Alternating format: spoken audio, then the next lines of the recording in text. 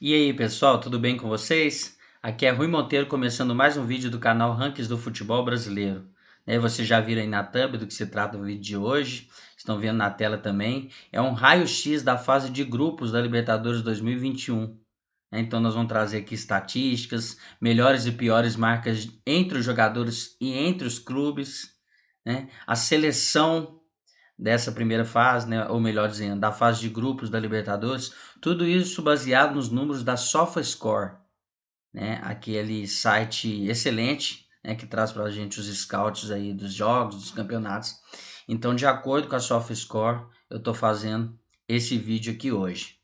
Tá bom? Espero que goste, não só do vídeo de hoje, mas dos vídeos que a gente está sempre trazendo por aqui. Se você é novo no canal, seja muito bem-vindo. Já vou pedindo logo a gentileza do like, vou pedindo logo para você se inscrever aí no canal, com certeza você vai gostar. Você não está aqui à toa, você gosta de futebol, então você vai gostar do nosso conteúdo aqui, com certeza. E aciona o sininho, porque é assim que o YouTube vai entender que você gostou do nosso conteúdo e vai avisá-lo, notificá-lo quando sair vídeo novo. Tá bom, pessoal? Vamos direto já para o assunto.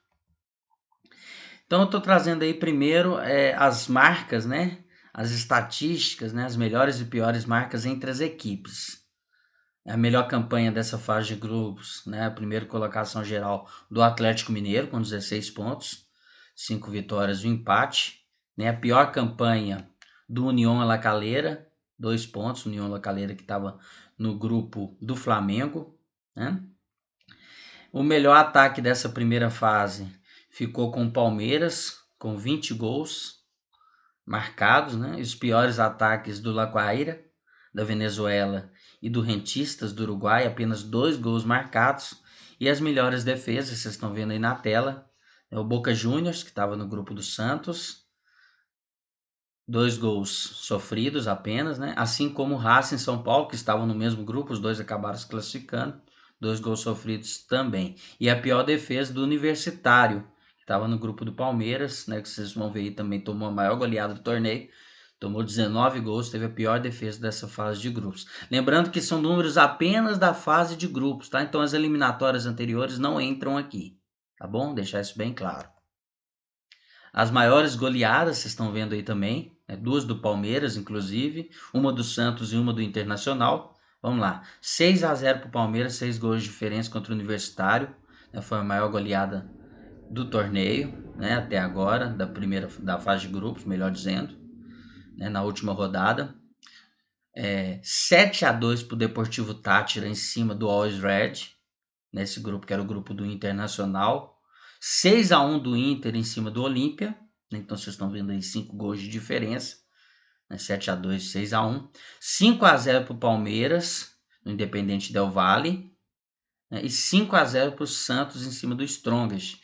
Esses dois times, Santos e Strongest, que acabaram eliminados. O Santos foi para a Sul-Americana e o Strongest eliminado das competições internacionais.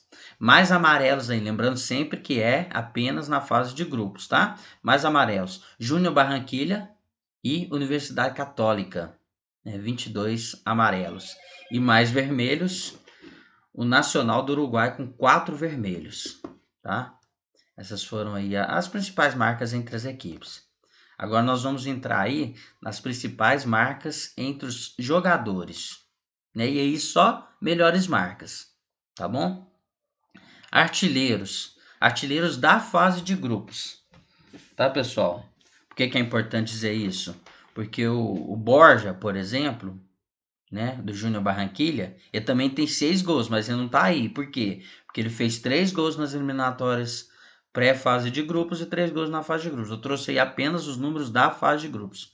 Então é o Gabigol, Gabriel Barbosa do Flamengo, Hulk do Atlético Mineiro e Rony do Palmeiras. Os 3 jogadores brasileiros com 6 gols foram os jogadores que mais fizeram gols nessa fase de grupos. Vale destacar ainda o Christian Ortiz, do Independente Del Valle, que tem 5 gols na competição. Ele fez 2 na primeira fase, nas primeiras fases, e 3 na fase de grupos.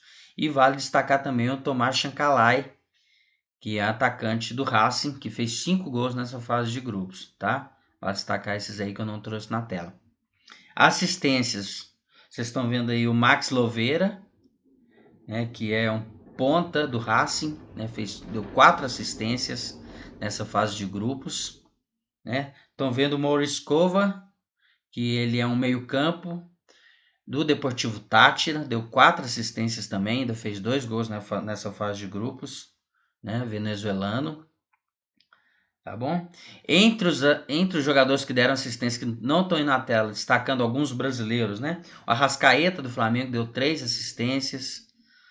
O Savarino do Atlético Mineiro deu 3 assistências, assim como o Nacho Fernandes do Galo também deu 3 assistências. O Arana do Atlético deu 2 assistências. O Bruno Henrique do Flamengo deu 2 assistências. O Luiz Adriano do Palmeiras deu 2 assistências. Né? Então são destaques aí entre os brasileiros com mais assistências, né? Entre os jogadores que mais driblaram, né? E aí só dribles certos, né? Aqueles dribles que deram certo. Vocês estão vendo aí o Andrade, do Atlético Nacional da Colômbia, Andrés Andrade, né? E vocês estão vendo aí também o Arias, Santiago Arias, do Santa Fé. Andrés Andrade com 34 dribles que deram certo, bem à frente do segundo colocado nesse quesito aí, né? E o Santiago Arias com 21 dribles corretos. Agora vocês estão vendo aí os jogadores com mais finalizações, né? Coincidência ou não, apenas na fase de grupos, tá, pessoal? Coincidência ou não, 2 artilheiros da competição, né? O Gabigol do Flamengo e o Hulk do Atlético Mineiro. Gabigol com 21 finalizações e o Hulk com 19. Inclusive, entre os jogadores que fizeram mais gols, o Hulk é o que tem o melhor aproveitamento, né? Chute convertido em gol, né? E os jogadores com mais passes para finalizações. O Nacho, do Atlético Mineiro, com 17 passes para finalizações. E o boliviano Juan Arce, do Always Red, que deu 17 passes também para finalizações. Ainda nesse quesito passes, os jogadores que mais completaram passes é o Vitor Cuesta, do Internacional, e o Rafael Carrascal, do América de Cali. Foram os 2 jogadores que mais completaram passes. E entre os jogadores com mais de 250 passes, os que tiveram mais precisão de passes foram esses 2 que vocês estão vendo aí na tela agora. Santiago Cáceres, do Vélez Sarsfield, com 94% de passes acertados, né, arredondando. E o Felipe Luiz, do Flamengo, com 92% de passes acertados também, arredondando, né, passes completos. Agora, jogadores aí que se destacaram, né, em quesitos defensivos, vamos dizer assim, né? Roubadas de bola, interceptações e chutes bloqueados. Roubadas de bola aí com uma ampla vantagem. Tem o Alberto Espínola, que é lateral direito do Cerro Porteño, tá aí com 29 roubadas de bola. E com 20 roubadas de bola, tem o Rodrigo Dourado, volante do Inter. E o Ortega, Francisco Ortega, lateral esquerdo do Vélez Sarsfield, né? Interceptações. Temos o Francisco Lamantia com 20 interceptações, foi o jogador que mais interceptou nessa fase de grupos, né? Um meio-campo, não é meio-campo tão defensivo assim, é um meio-campo que joga ali do meio, naquela faixa bem central mesmo, do meio até o final do segundo terço ali do campo, né? 20 interceptações, venezuelano. Temos o zagueiro do Fluminense, Nino, com 18, e o volante do Fluminense também, Martinelli, também meio campo ali que sai para o jogo, com 18 interceptações, né? E chutes bloqueados, temos o Maurício, do Internacional, meio campo do Internacional, né? Tem 6 bloqueios de chute na primeira fase da Libertadores. Goleiros, né? Agora nós vamos ver as marcas dos goleiros aí. Entre os que mais defenderam finalizações estão os 2 venezuelanos, né, da competição. O do Deportivo Táchira, que é o Christopher Varela, né? E o Ouces, que é o Carlos Ouces, que é do La Guaira. O Deportivo Táchira, que estava no grupo do Inter, e o La Guaira, que estava no grupo do Atlético Mineiro. Os 2 foram eliminados da competição. Né? Como são times, vamos dizer assim, entre os mais fracos, acabaram sendo também os goleiros que mais defenderam chutes, né? Defesas de chutes de dentro da área. Mais uma vez o Christopher Varela aparece aí, com 18 chutes Então, a metade dos chutes que ele defendeu na fase de grupos foram dados de dentro da área, né? E o Rossi, Nicolás Rossi, que é um uruguaio goleiro do Rentistas, que defendeu 18 chutes efetuados de dentro da própria área. E para acabar essas estatísticas de jogadores, pênaltis defendidos, apenas 2 pênaltis defendidos nessa fase de grupos. Uma pelo Nicolás Rossi, do Rentistas, que já apareceu aqui, e uma pelo Gabriel Arias, do Racing, né? Cada um deles defendeu um pênalti e são os únicos goleiros que defenderam pênaltis nessa fase de grupos.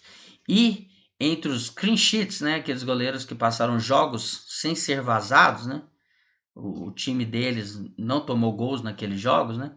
Temos 4 goleiros aqui que passaram 4 jogos nessa primeira fase, nessa fase de grupos, melhor dizendo, sem tomar gols. Né, o Gabriel Arias, que já apareceu aqui também, do Racing. O Javier Burray, do Barcelona de Guayaquil. O Lucas, argentino, né, apesar de jogar no Barcelona de Guayaquil. O Lucas Chaves, argentino também, esse joga no Argentino Júniors, né? E o Jean, goleiro conhecido aqui, brasileiro, né, que já jogou no Bahia, já jogou no São Paulo, tá lá agora no Cerro Porteño, também passou 4 jogos nessa fase de grupos sem tomar gols. Agora eu trouxe para vocês aí na tela, né, os 20 jogadores com maior rating lá na SofaScore, tá? Entre os jogadores que têm um mínimo de aparições na competição, tá certo?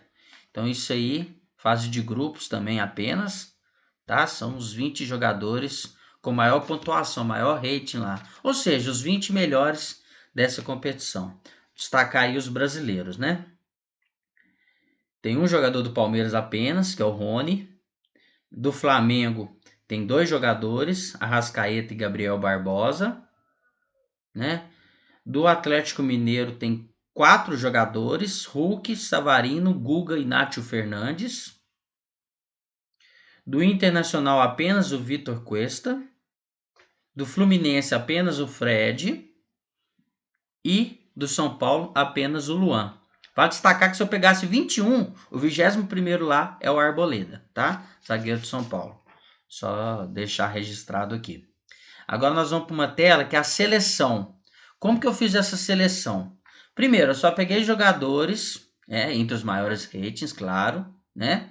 Dos times classificados e usei o mapa de calor, né? Lá tem um mapa de calor, muito legal esses mapas de calor que tem lá, né? E eu organizei esses jogadores aí. Muitas vezes, por exemplo, a gente acha que o Hulk joga centralizado ou que o Gabriel Barbosa joga centralizado. No mapa de calor lá, você vê que o Hulk cai muito para a direita, o Gabriel Barbosa cai muito para a esquerda. Então, encaixei os dois ali no ataque, junto com o Walter Bol, da Defensa e Justiça, que tem 4 gols na competição, né? E 2 assistências.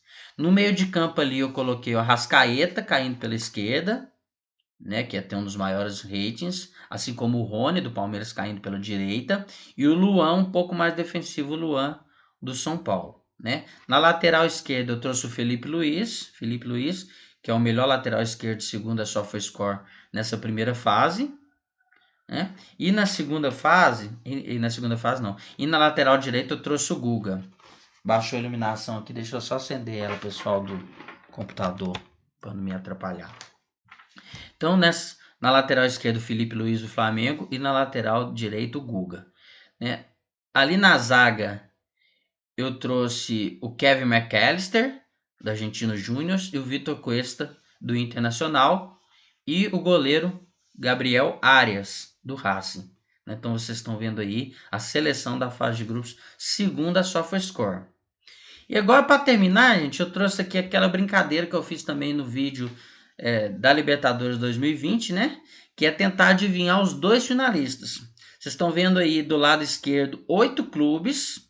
Um dos 8 vai chegar na final, né? Porque é o chaveamento da esquerda, né? E vocês estão vendo 8 times da direita.